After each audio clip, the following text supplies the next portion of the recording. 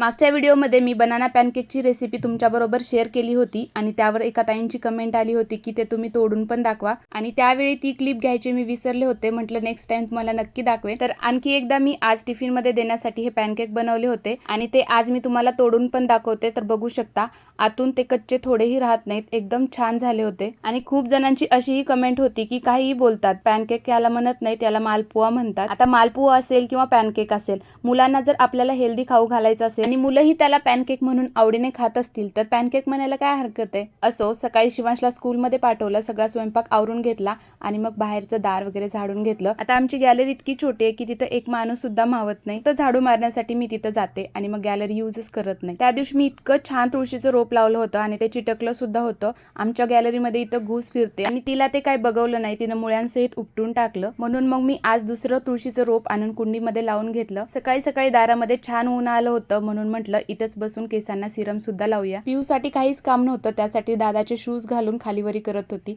मग आत आलो. आत आल्यानंतर नाश्ता करून घेतला. चला भेटू नेक्स्ट व्हिडिओमध्ये. तोपर्यंत बाय बाय.